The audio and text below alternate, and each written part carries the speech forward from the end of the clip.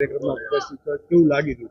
નમસ્કાર, જય હિન્દ. મારું નામ છે એરફોર્સ ઓફિસર હરેન ગાંધી અને આજે રાયન ઇન્ટરનેશનલ દ્વારા સાઉથ ગુજરાતના વિદ્યાર્થીઓ માટેની આજે જે મિનિથોન થઈ હતી અને જે આજે જોશ દેખવા મળ્યો છે એ ખરેખર અભિનંદનને પાત્ર છે.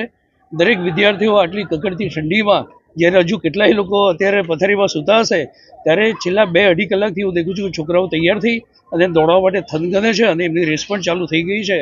આ બતાવે છે કે રાયન ઇન્ટરનેશનલની જે સ્પોર્ટ્સ માટેનું એક્સલન્સ છે એ ખરેખર ખૂબ અભિનંદનને પાત્ર છે. અને સાઉથ ગુજરાતના આટલા બધા વિદ્યાર્થીઓને રાયન ઇન્ટરનેશનલ દ્વારા ભારત વર્ષની અંદર દરેક જગ્યાએ આવી મિનિથોન થઈ રહી છે.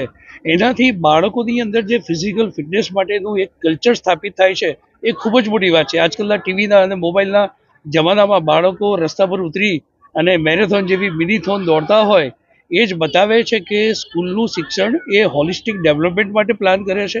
ખાલી એકેડેમિક નહીં પણ સ્પોર્ટ્સ એક્સલન્સમાં પણ ખૂબ જ સારું કામ કરે છે. હું કમ્પ્લીટ રાયન ઇન્ટરનેશનલ ટીમને, ઓર્ગેનાઇઝિંગ કમિટી અને ખાસ કરીને દરેક વિદ્યાર્થીઓને કે સૂરજ ઉગે એ પહેલાં લોકો પોતે જાતે તૈયાર થઈ અને દોડવા માટે આવી ગયા છે. ખૂબ સરસ દોડી રહ્યા છે.